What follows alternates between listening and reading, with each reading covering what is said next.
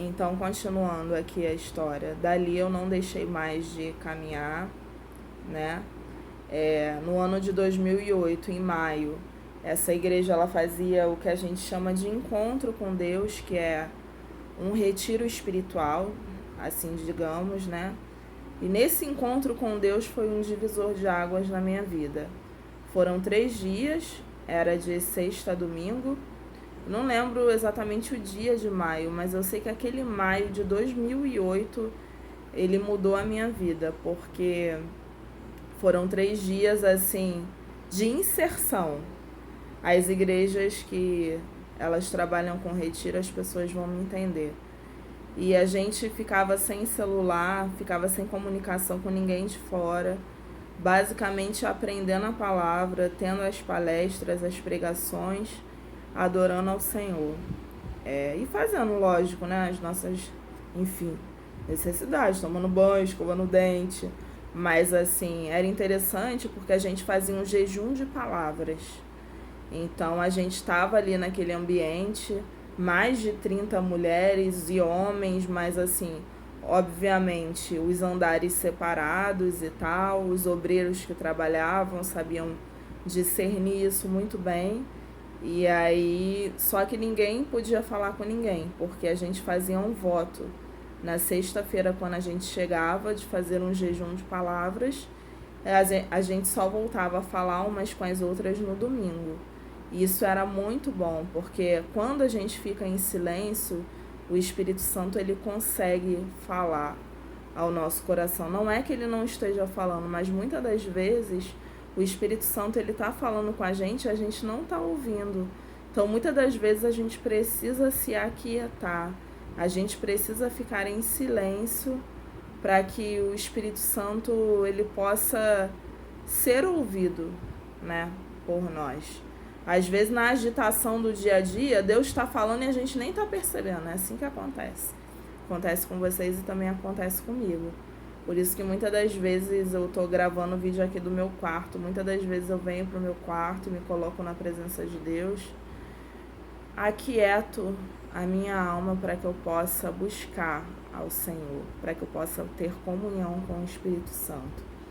E aí, naquele 2008, de fato, mesmo depois que eu já tinha sido batizada e tudo mais, enfim, me desviei durante 3 anos, a minha conversão de fato e de verdade aconteceu no encontro com Deus, em maio de 2008.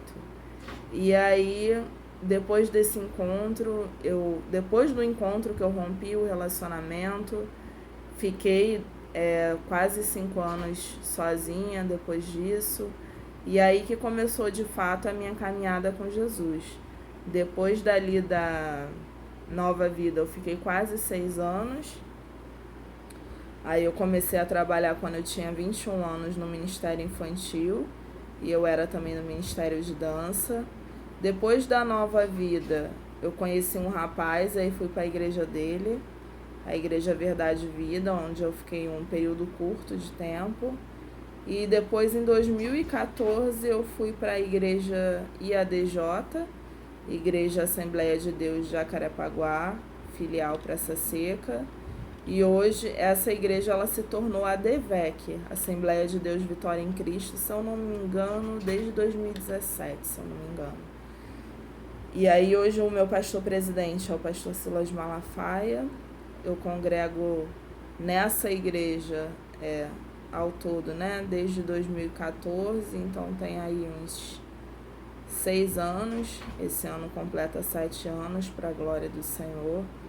Hoje eu faço parte do Ministério de Louvor da igreja, eu sou obreira na Casa do Senhor, sou professora de Ministério Infantil, sou do coral, sou do Ministério dos Jovens, porque na minha igreja basicamente é até 36 anos, dos 12 aos 36. E é isso aí, estamos aí servindo ao Senhor, onde o Senhor nos mandar, onde o Senhor nos colocar. Gosto muito de estudar a Palavra de Deus. Em breve eu vou começar minha faculdade de Teologia. Hoje o Senhor, Ele trouxe, hoje não, na época que eu voltei para Jesus, na verdade, na época que eu aceitei Jesus, em 2008, no mesmo ano eu consegui levar a minha mãe e a minha irmã, que estavam desviadas, para o encontro com Deus. A minha mãe, na sexta-feira, ela entrou no encontro com Deus fumando. No domingo, quando terminou o encontro, ela já não conseguia mais pegar no cigarro. A minha irmã, ela voltou para Jesus no encontro com Deus. O meu cunhado, Leonardo, voltou para Jesus no encontro com Deus. E tá faltando muito pouco para eu falar que eu e minha casa servimos ao Senhor.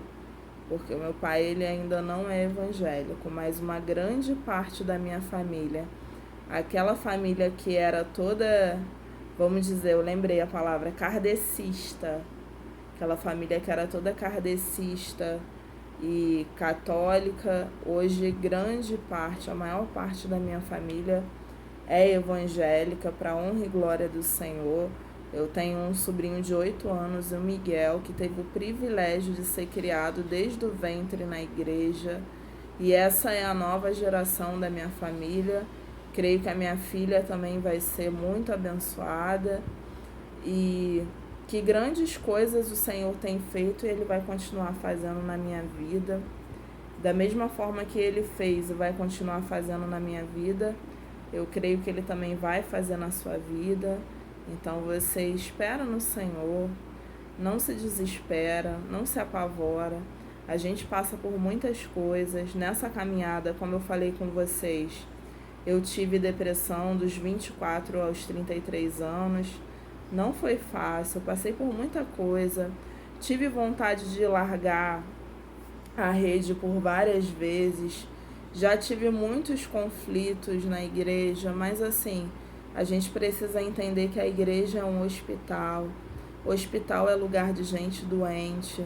A igreja não tem pessoas perfeitas. A igreja tem pessoas sendo aperfeiçoadas pela boa mão do Senhor, pelo agir do Espírito Santo, de acordo com aquilo que a gente se coloca nas mãos do Senhor, para que Ele possa fazer sobre as nossas vidas. Então, assim, que você possa continuar. Creia que assim como Deus tem transformado a minha família, assim como Deus, Ele tem salvado os meus, Ele vai salvar os seus também. E eu creio que Ele vai te usar também como um canal de bênçãos na vida de outras pessoas, para que você possa ganhar almas para Jesus.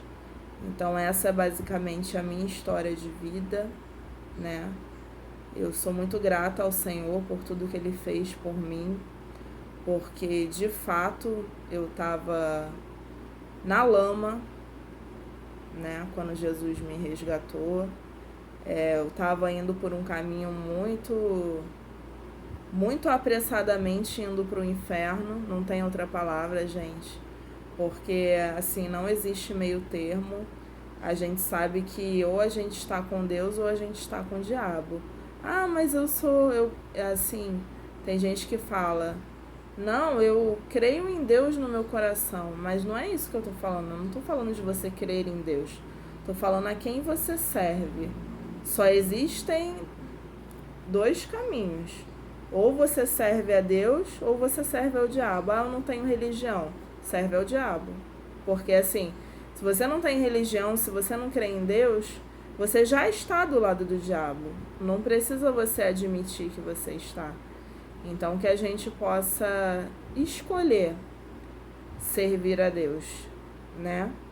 O povo de Israel, ele passou por uma situação onde eles começaram a fazer para adorar, né, falsos ídolos, falsos deuses, deuses de madeira, deuses que não veem, que não ouvem, por causa de uma determinada situação que eles estavam passando. E aí, enquanto Moisés orava, né, Moisés subiu ao monte para passar um tempo com Deus e para que Deus desse as tábuas da lei para Moisés levar, dos mandamentos para o povo. E aí Moisés passou alguns dias lá no monte com Deus e o povo não sabia o que havia acontecido com Moisés, que era o líder deles. Eles não sabiam se Moisés estava vivo ainda ou não. E aí o povo, querendo dar o jeito deles, né? O que eles fizeram? Eles pressionaram Arão, o irmão de Moisés, e aí Arão pediu, né, os objetos de ouro deles, as correntes, os brincos de ouro, para ir derreter e aí para ir fazer falsos ídolos para eles adorarem. Porque a gente está sempre em busca de adorar algo ou alguém. Então, se você não adora a Deus, você vai adorar a uma pessoa que você gosta muito. Às vezes você vai adorar a si mesmo, porque nós, seres humanos, nós buscamos a adoração, né? Nós fomos feitos para a glória do Senhor, para o louvor do Senhor. E nós automaticamente nós buscamos a adoração. Por que existe idolatria? Porque as pessoas estão buscando alguém para adorar. E naquele momento eles quiseram adorar aqueles deuses, né? E aí Moisés, quando ele desceu do monte, com o rosto brilhando de tanto tempo que ele ficou na presença do Senhor, e ele viu aquela situação, ele quebrou a tábua que Deus deu com os mandamentos para ele, e ele, naquele naquele momento o povo teve que escolher a quem eles serviriam. Se eles serviriam a Deus ou se eles serviriam a outros deuses. Então, assim, na nossa vida não tem meio termo. A Bíblia fala que Jesus é o caminho, a verdade e a vida. Ninguém vai ao Pai senão por Jesus. Então, se você tem buscado aí um outro caminho, se você tem buscado ir a Deus por Maria, e eu não estou desmerecendo Maria, Maria é a mãe de Jesus, porém, Maria não deve ser adorada. Se você está tentando ir a Deus através do São Jorge, você está tentando ir a Deus através de Allan Kardec, né? Através de, sei lá, gente, são tantas religiões. Mas assim, saiba que Jesus, ele é o único. Jesus é o caminho, a verdade e a vida. E a Bíblia fala que ninguém vai ao Pai a não ser por ele. Então, que você possa escolher hoje esse Jesus maravilhoso, que transforma a nossa vida, muda a gente de dentro para fora e tem vida abundante, plena para todos nós. Esse, então, foi o vídeo de hoje. Eu acho que agora dá para vocês entenderem melhor a minha história, de onde eu vim, né? Para onde eu tô indo, eu tô na mão do Espírito Santo. Para onde ele me levar, eu estarei indo. E se você curte, né, esse tipo de vídeo, peço aí que você deixe o seu like, seu joinha, tá? Caso você não seja inscrito ou inscrita, se inscreva no canal, ativa o sininho para você não perder os próximos vídeos e que Deus te abençoe. Um beijo.